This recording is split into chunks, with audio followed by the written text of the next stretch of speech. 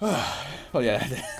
this SCP reminds me of that. if Also, we should contact Bailey Santa author and be like, hey,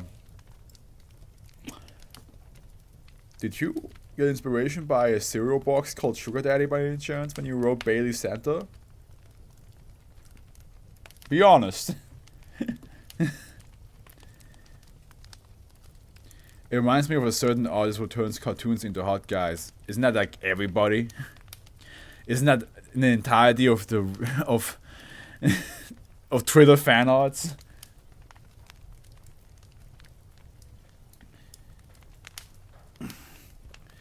Isn't that the entirety of Rule 34 artists?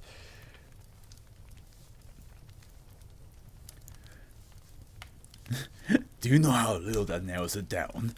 Wait, when was this? What if this SCP predates the Zero Box and you got SCP memorabilia without knowing it? You're just like the Grinch and Bowser. So I mean, Bowser has been sexualized by fan arts on Twitter for like a decade now. Let's see. We're going deep diving into this. So, when do I? Okay, here we go. When was it created? So this SCP seems to be created by Dr.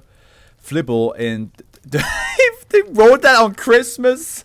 Well, not on Christmas Eve, but on the 21st of December, he wrote this. Man, this guy got drunk on Irish cream. Was like, what if, guys, listen, hear me out. What if I could sweat and piss Irish cream? And then the guy's like, his friends are like, make an SCP about that. Make an SCP about that. Okay, so 2013. And Sugar Daddy cereal. When did that come out? I think the Sugar Daddy cereal is newer. Yeah, the Sugar Daddy cereal came out like a year ago. But hey, we should check with the people who made the cereal and be like, did you, by any chance, are you guys by any chance SCP fans? Just asking. Come on. No, there's no need to lie to us. There's no need to lie. Come on. Be honest. We should sue. Okay, we don't have to go that far.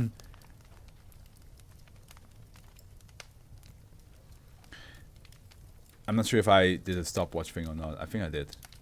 3 minutes, I think. Yeah, okay. We should be fine. Hopefully. Absence of absence is our next one.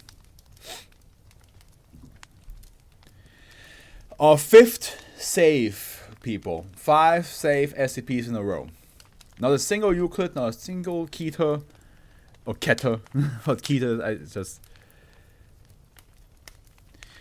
But yeah.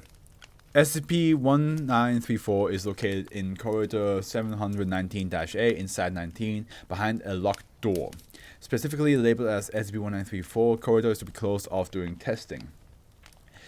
Description: SCP-1934 refers to a phenomenon encompassing the former office of Dr. Jamie Marlowe, in which the entirety of the room has become impassable. Attempts to enter the room and or place objects over the room's threshold have been obstructed by unknown means. Physical interaction with the open doorway produces no sign of an invisible or otherwise unidentifiable object obstructing the doorway, and attempts to breach the room from above or below have been similarly impeded. We should sue for the trauma it caused. There was no trauma.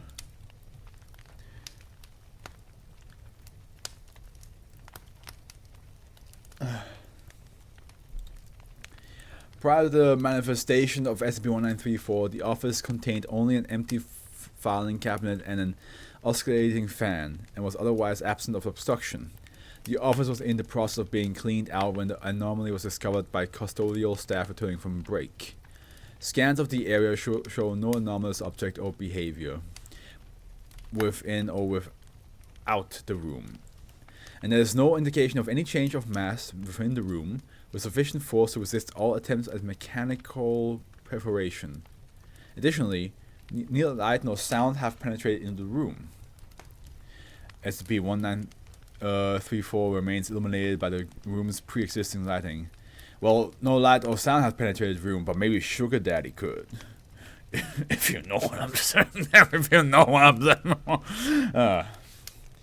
Disconnecting the room from Site 19's electrical grid has had no effect in extinguishing the room light or the oscillating fan.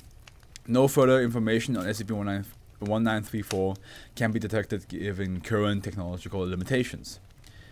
During testing, Dr. Marlowe unintentionally managed to bypass SCP-1934, dropping a sheet of paper which managed to slide across the floor before coming to a stop near the oscillating fan. Despite the proximity, the sheet of paper was not disturbed by the fan, potentially indicating a lack of atmosphere within the room.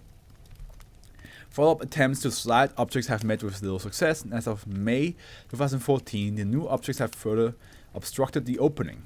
The opening is located 0.8 centimeters from the ground, measuring 37 centimeters in width, 2 centimeters in height, and unknown depth. So, if I'm understanding this correctly, you basically cannot enter the room, but there seems to be a small gap where things can still get inside the room. And if you're inside the room, everything like air, wind, sound just ceases to exist. Am I understanding this correctly?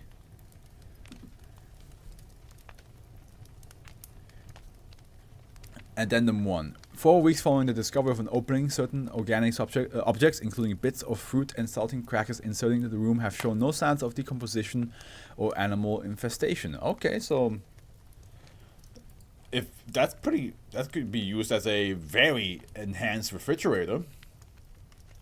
If nothing like decomposes in there and rots. Addendum 2. At 4:14 on 2014, 2 unknown individuals dressed in level C hazmat suits were observed inside SCP-1934. Oh, okay. Individuals appeared to be partially sunk into the floor to their knees, yet were not in any way impeded as they moved about the room. They then began interacting with unknown objects as they perceived floor level, appearing to arrange the objects in a single row. Once placed in the row, each object appeared revealing themselves to be mutilated human bodies. One of the individuals then noticed the security cameras recording their movements and alerted a compatriot. The two appeared to briefly panic, then moved quickly towards the door and disappeared. Upon observation, each of the bodies appeared to be identical and each bears a strong resemblance to Dr. Marlowe. Several of the near bodies were missing appendages with no signs of incisions or congelation of blood. No coherent pattern could be established with regards to the mutilation. No further activity has been noted. Okay.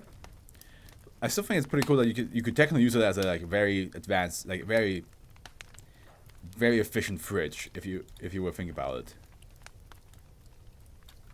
But if you can't get anything out, that's a problem, of course.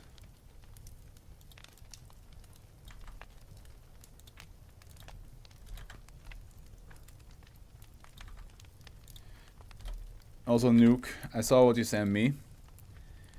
I'm beyond that.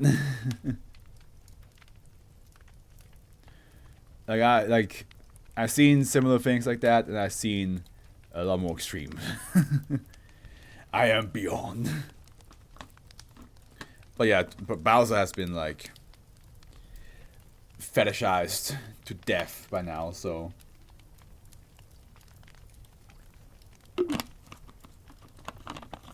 Oh yeah, I should have said 1933 was my favorite SCP like 5 years ago. Oh, okay.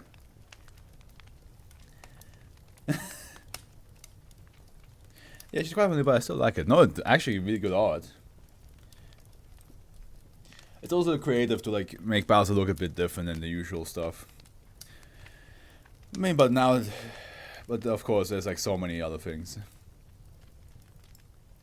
Always known you were more of a chocolate guy. I think I'm beyond. I'm beyond saving. Not like Liam, my best friend. He's. Okay, although we probably are in the same wavelength, just different. Just different. So, Win 1, I assume the reason why it's not your favorite anymore is because of newer SCPs that you probably prefer now.